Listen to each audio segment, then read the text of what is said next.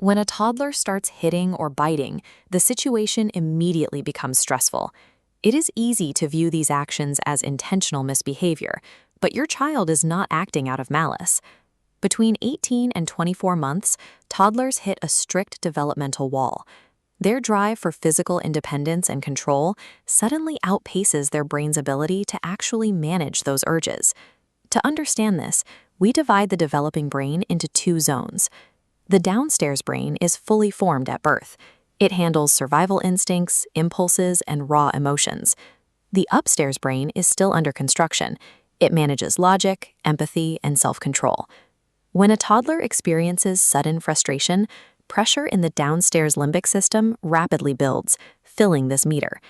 As it overflows, the signal bypasses the upstairs brain completely, shooting straight into the jaw muscles. The bite is an unchecked biological reflex.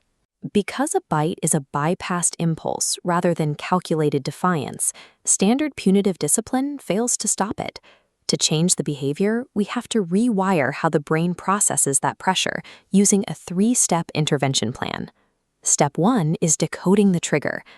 Before you can successfully intercept a bite, you must observe the patterns immediately preceding the behavior to identify what the child's body is trying to solve.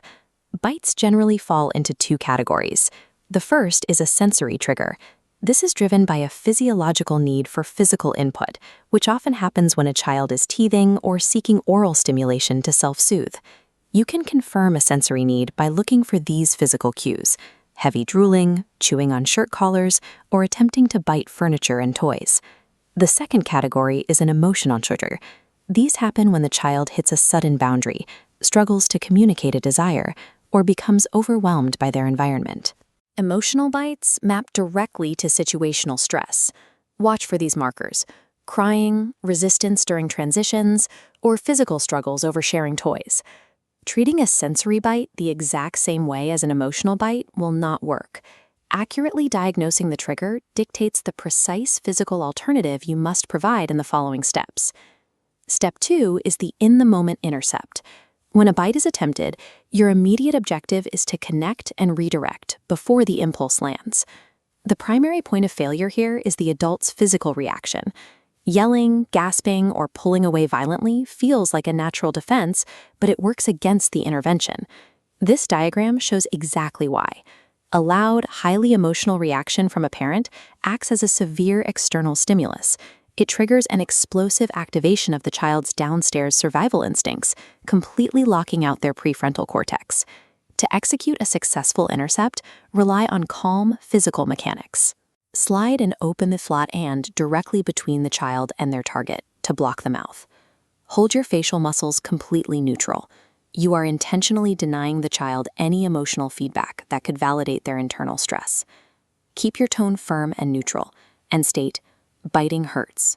Then briefly break eye contact. This combination removes the emotional payoff. By utilizing a calm, neutral block, you prevent the child's nervous system from escalating into a full fight or flight meltdown. You have now secured the necessary quiet window to redirect their behavior. Step 3 is providing the alternative. If you identified an emotional trigger, you must validate the internal feeling while giving them a safe physical release for the pent-up energy. Lower your body to their eye level. Acknowledge the anger by saying, "I see you are frustrated," and direct them to an approved physical action. Tell them to stomp their feet against the floor, or hand them a firm pillow and tell them to bite that instead. To reduce the frequency of these incidents over time, you must implement a proactive routine between the bites, known as the serve and return protocol.